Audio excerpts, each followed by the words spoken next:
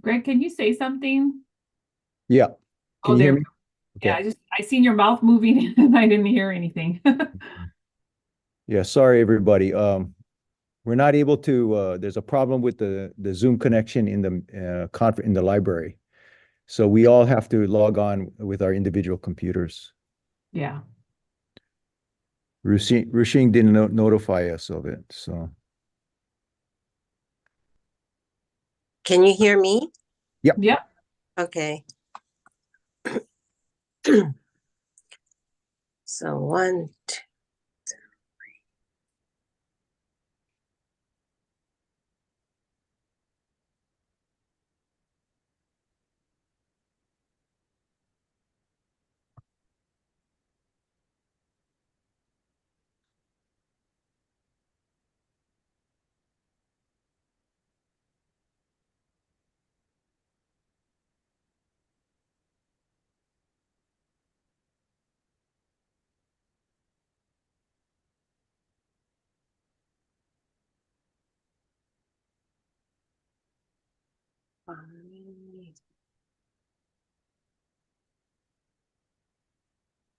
There's Diana. yeah, Diana's on. Yeah. Okay, so I know Julie should be coming in because she replied to your text to Yep. Greg. Yep. Um,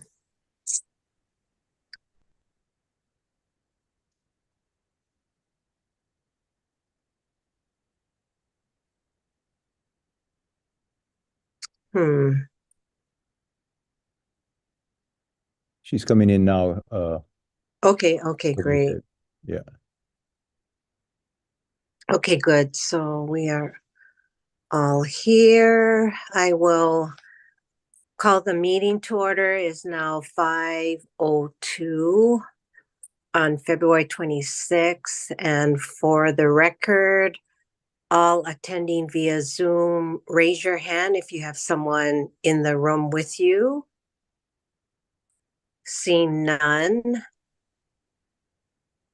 No, for the record, all members attending are in a room by themselves. So I will. Chair, sorry, Yes. I think you said it's February 26th, but it's Did I only say that? I'm sorry. February 6th. Yes, February 6th. Sorry.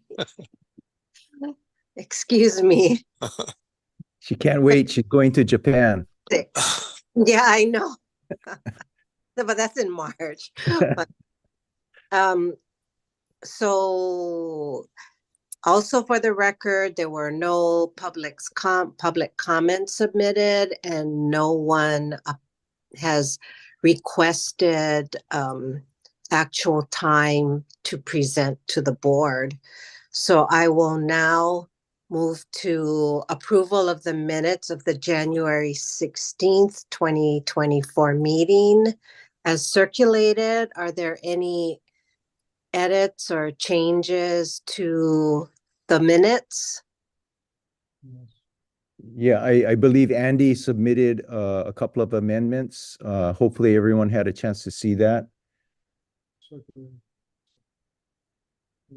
But you sent it around, right? Oh, you sent it to me. Okay. I'm Yeah. sorry. I'm sorry. Okay, Okay. so the amendments, Andy, would you like to review your amendments? The attendance was wrong. That, that I was in person and the chair was remote. And that's the one that sticks out. Do you have it, Courtney? Yeah, that is one. I think it's present.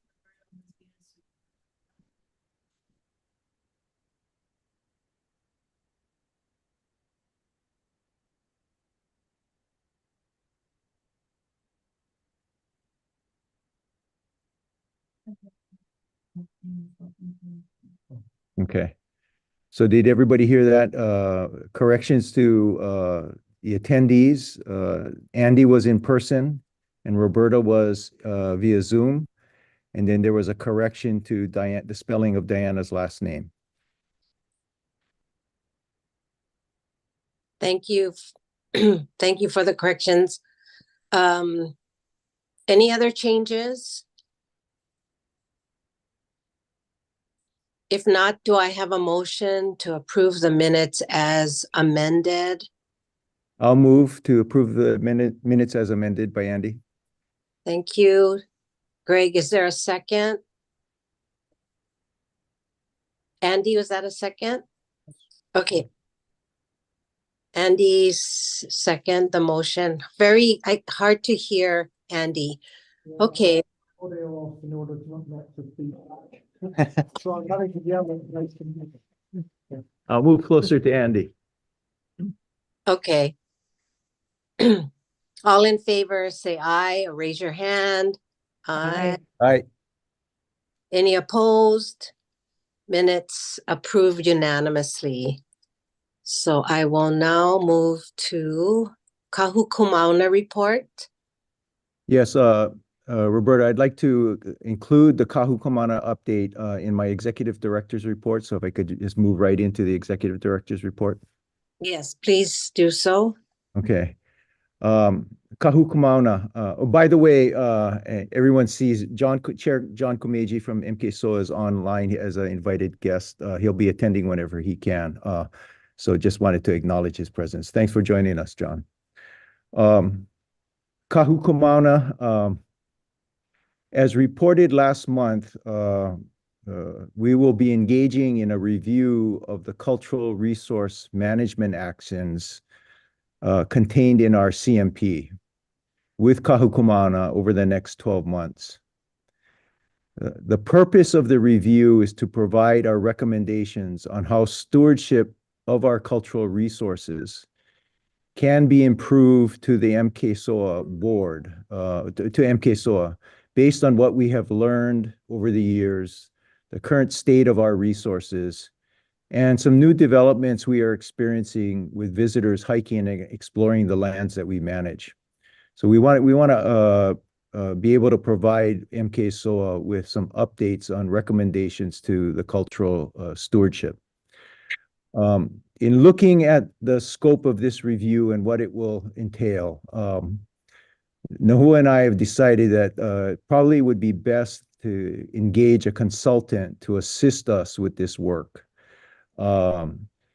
which will involve close collaboration with Kahukumauna and eventually bringing that any recommendations back to Maunakea Management Board. We are working on a scope of work for this now, so we can issue a request for proposals.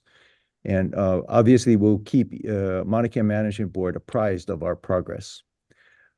So that was the main update from Kahukumauna is the work that we are planning to begin that review. It's something they have wanted to do for a while. We have wanted to do for a while, and now with the transition makes even more sense. Before I go on, are there any questions on this particular item?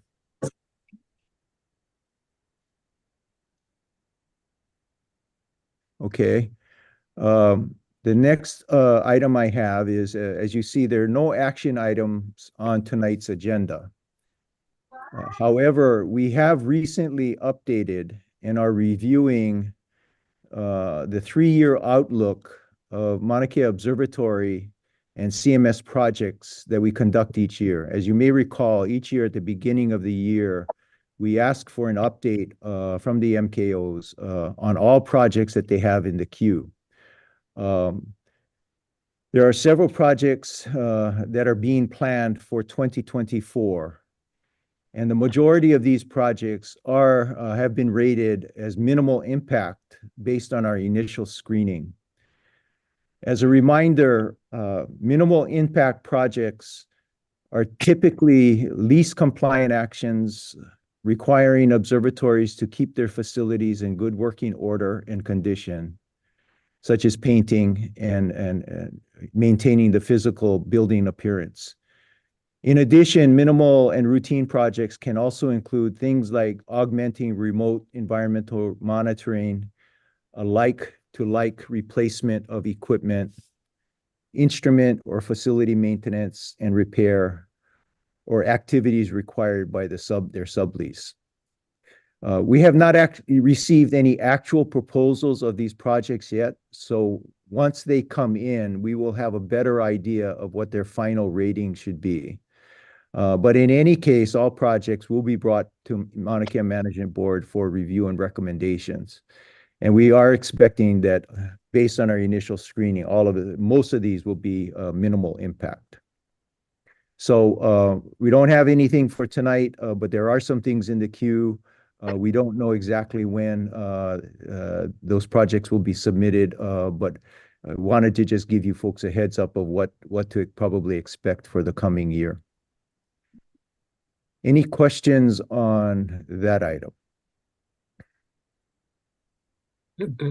Okay. Next item I wanted to update the board on is decommissioning, the status of our decommissioning.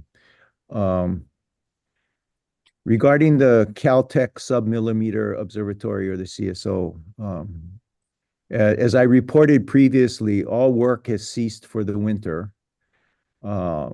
CSO projects restarting the deconstruction process in April of 2024, April of this year.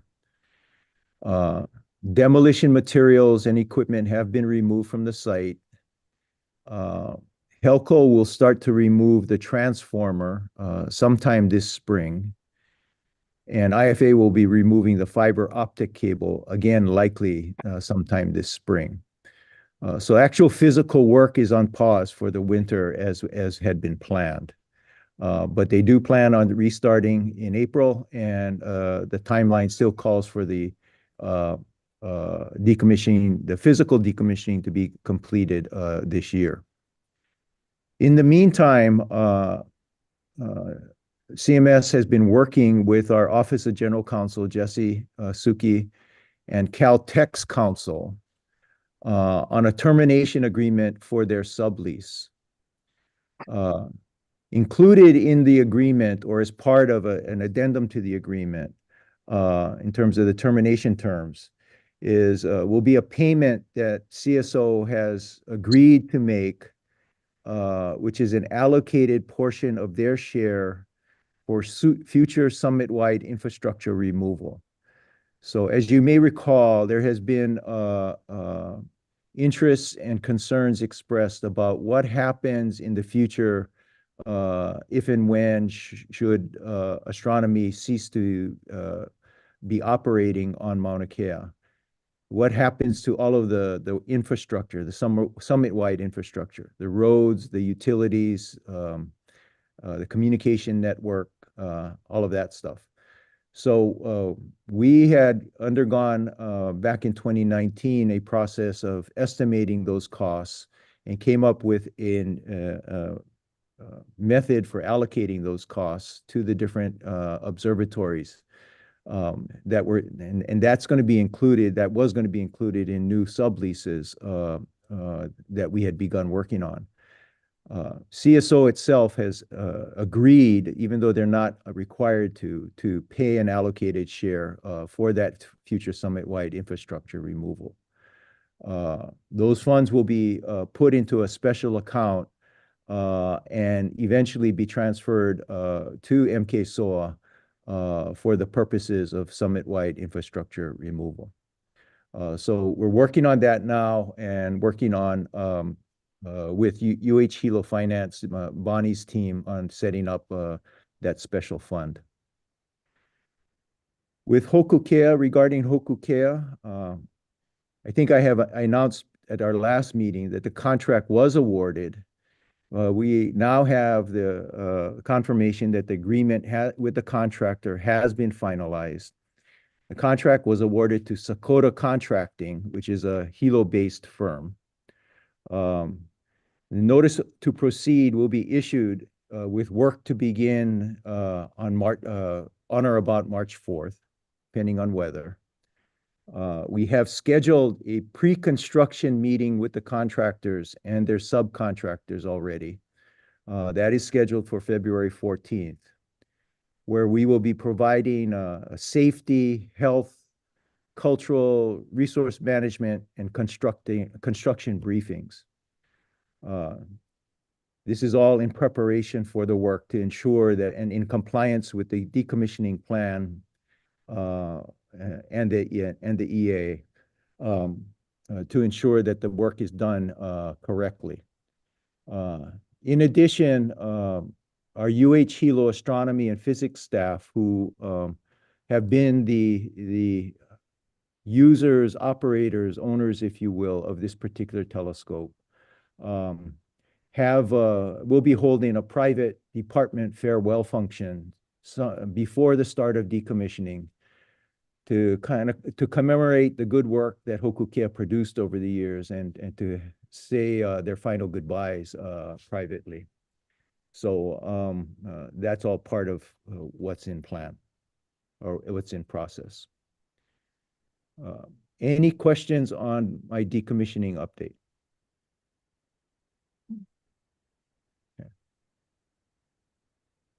Wanted to spend a few minutes just updating the board on what's happening in the legislature this year. UH is tracking 14 bills this legislative session that have been introduced concerning either astronomy, Imiloa, our University of Hawaii's space science initiative that Bonnie and Doug Simons have been instrumental in working on, as well as MK SOA. Of these bills, 3 that I've identified that are relevant to the transition with MK SOA are Senate Bill 2297, House Bill 2697, and then there's a pair of companion bills, Senate Bill 2761 and House Bill 2692. Let me just briefly summarize each of these. Senate Bill 2297 seeks to clarify that the DLNR should retain oversight of MK SOA as it pertains to conservation district regulations. This bill was heard and passed out of the Senate Water and Land Committee this week with reservations by several of the committee members expressed. The expressed concern is that the bill hinders the establishment of MK SOA in accordance with the legislative intent of Act 255. However, it did pass out of committee and it now goes on to the Judiciary and Ways and Means after that. There is no companion bill that has been introduced on the House side for this particular bill. House Bill 2697 is a short form bill that has been introduced as a placeholder for legislation to be introduced later. We understand that this bill may be intended to address various issues in Act 255 that may require legislative amendment, but there has not been a draft issued yet. However, as you may recall, when Act 255 was passed, it did contain language acknowledging that the bill would likely need to be amended. So this is a placeholder to address any amendments that might need to be made. And then lastly, companion bills, Senate Bill 2761 and House Bill 2692 seek to allow MK SOA an exemption from the Sunshine Law for the transition period so they can hold non-public meetings to facilitate their organizing and general planning that is essential for the startup of the agency. They've been hampered somewhat by Sunshine in being able to meet and really sort of do the kinds of things that any new startup would need to do. So just as an example, we have shared with you folks in the past that we have conducted briefings on our operations, our finances, et cetera, for members of the MK SOA board. But in compliance with Sunshine, we can only do those 2 at a time. So that's a slow process, inefficient process, doesn't allow us to really facilitate and work with MK SOA to make the process, the onboarding, if you will, more efficient. So this would allow MK SOA an exemption from some of those requirements under Sunshine, at least for the transition period. Any questions on the legislative update?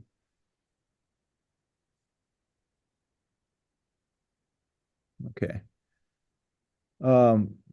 Regarding the transition process itself, I have reported previously to the board that in preparation for a transfer of the responsibilities to MKSOA, our team, headed up by Nahua, has been working on compiling a listing of our assets, liabilities, and obligations that would be transferred to MKSOA, or at least we need to discuss their transfer with MKSOA.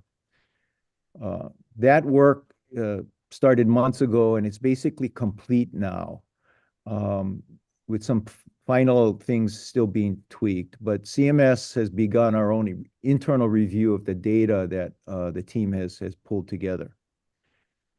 I've notified John Komeiji, Chair Komeiji, that we, CMS, will need some additional time in our review of, in particular, our real property assets, the buildings and facilities at Halepohaku. But otherwise, is ready to begin reviewing the data we have completed our review of. Again, as reported previously, MKSOA and have formed a working group to work on these transfer issues. That working group is chaired by the Regent's representative on MKSOA, Ben Kudo. I will be meeting with Ben this week to discuss the process and plan to organize this whole effort to begin reviewing all of this material, all of this data that we've gathered. Any question on transition? Those are the issues that we are working primarily on. Okay. I wanted to update you folks on a recent update that we received regarding TMT and the National Science Foundation NSF Section 106 process. NSF expects, we have learned that NSF expects to restart their Section 106 consultation process this summer. As you may recall, they initially launched this in July of 2022 when they held a series of community meetings across Hawaii Island. And just as a reminder, the purpose of the Section 106 process is to identify impacts of NSF's potential investment in TMT on significant historical sites, buildings, features, and landscapes, such as Mauna Kea. Yeah, it's a mandated process under the National Historic Preservation Act that whenever federal agencies undertake an action that could affect historically significant resources, they need to go through this process. The university has been invited to participate as what's called a consulting party in this process because of our standing as stewards of the lands upon which TMT is planned. It's my understanding that NSF is still going through the list of consulting party invitees to determine who is eligible. Just for your information, the eligibility criteria for consulting parties include Native Hawaiian organizations that attach religious or cultural significance to historic properties that could be affected by the construction and operation of TMT. A second criteria is any individual or organization with a demonstrated interest in the construction and operation of TMT due to the nature of their legal or economic relationship to the undertaking, or they're concerned with the undertaking's effects on historic properties. That's a criteria under which qualifies as a consulting party. The third criteria is if you're a representative of a local government with jurisdiction over the area that may be affected by the construction and operation of TMT, that also is a criteria under which qualifies. And the fourth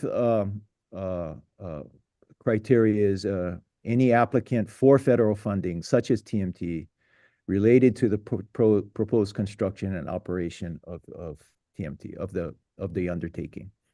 So my understanding is there is a large list of folks who have applied to be considered as eligible, and NSF is going through that process now of determining eligibility.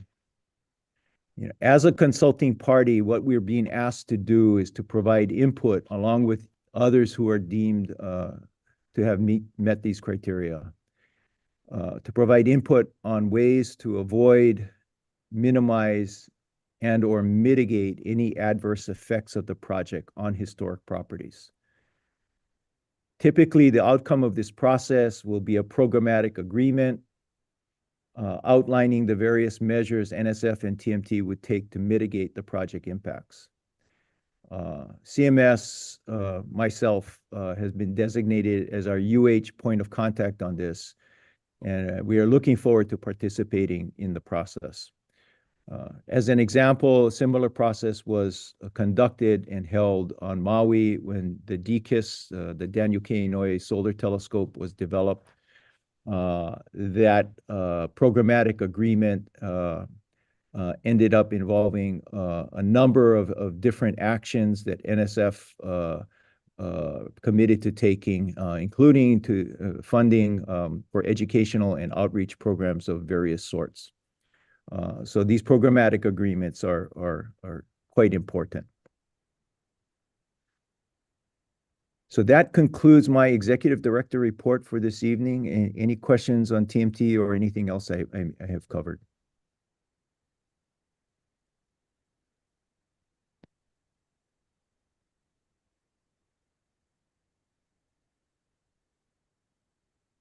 Okay, hearing none.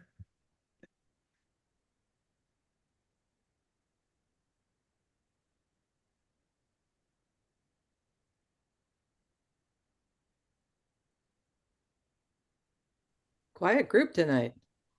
Yeah. Sorry, I was trying to unmute. So just a question regarding the NSF process. So it could take a long time, in other words, because they still haven't determined all the parties. Yeah, and I would anticipate that they would want to understand what NSF would want to understand what this programmatic agreement is likely to look like or is going to entail as part of their decision making as to whether they're going to invest in this project or not. So my read of things is that this is going to take a while. Out of curiosity, how extensive is the programmatic agreement on Haleakala? I don't know all the details. I do know that there was a significant financial contribution that technically wasn't part of the agreement. It was done outside of the agreement, but negotiated as part of the process. Financial investment in UH Maui College, I do know that. But the other elements, I don't know how extensive they were. I don't know if Gary or Jesse have any background on that. I do not. Yeah. Sorry, I wasn't involved in that one. Yeah, none of us were. So it's not something that's available to the public then? Let me just question. Jesse, are these public documents? I think they would be, right? Yeah, there would be public documents. I can see if I can find it. Well, sorry, I was just wondering. I think they are. I think they are available, and we can track that. It's not a problem. And I was also curious how many parties were part of that report. That I don't know. Okay. Anyway, yeah. I just want to get some kind of hoping if there's a way of getting some idea of time and, complexity. Right. So, but I mean, unless you think it's important, I don't want to spend a whole lot of time digging for some of that stuff. If it's Well, not readily available. There's I don't think, actually a whole website I just found by Googling. I'll stick it in the chat and also ask who to send it out later. Oh, thank you. Yeah. but I'm glad you're asking these questions, Roberta, because part of, at least the way I view my role, our role at CMS, is to bring input from Maunakea Management Board and Kahukumauna, with us as we sit, when we go to these meetings and begin that process. Because you folks provide an important community voice, and Kahukumauna cultural voice, and in our environment committee, a stewardship voice as well. So I would like to, the way I envision sort of managing things internally on our side is coming to you folks and explaining sort of what is being discussed, what's on the table, and getting your folks' input on these things as well. And I think if I may, I think it's important for us to get some perspective. I agree, Roberta. But one thing I was reminded of recently is when I tried to, figure these things out, is that had DKS gotten built in 2019, they would have gotten the same reaction that we did here. And it could have been that when DK was built, there wasn't that type of, I don't know what to call it. And so, but it's good perspective to see anyway.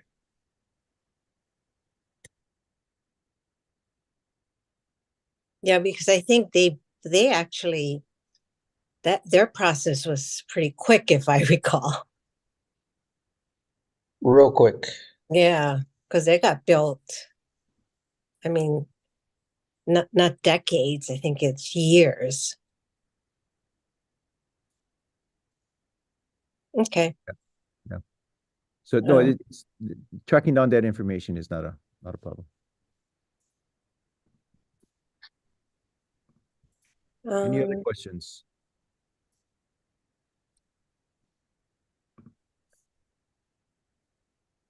Okay, if not any other questions, I think we have the next item on the agenda is moving to executive session to consult with our attorneys on questions and issues pertaining to the board's powers. So is there a motion to move into executive session?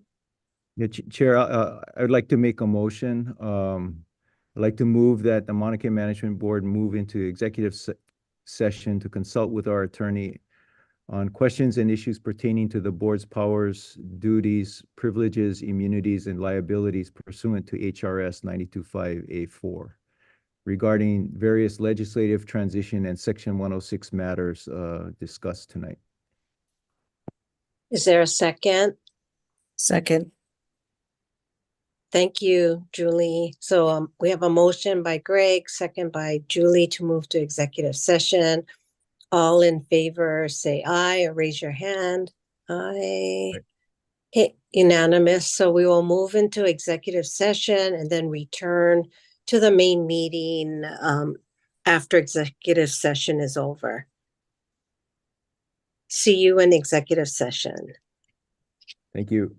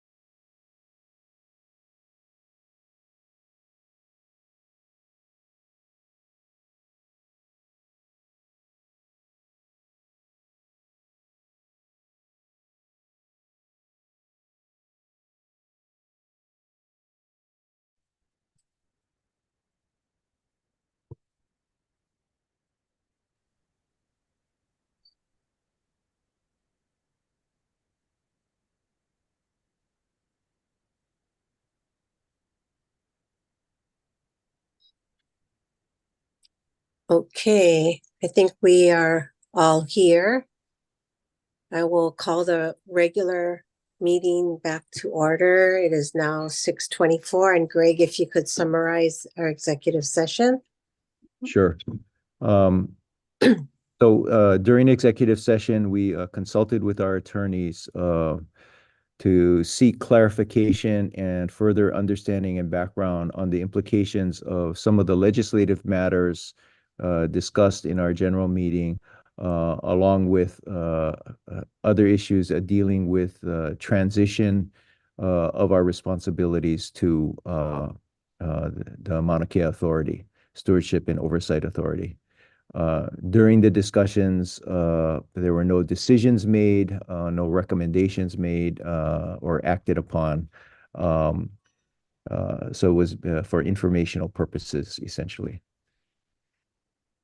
Thank you. So announcements, our next public meeting will be on Tuesday, March 5th at 5 p.m. Anybody else have any other announcements? Greg? No, I don't have any other announcements. Thank you. Okay, so it is now 6:25. I will adjourn the public meeting and please have a happy Valentine's Day, but this weekend, Gung Hei Pa Choi, Shin Nen Guaila, happy Chinese New Year's to everyone and aloha. Aloha.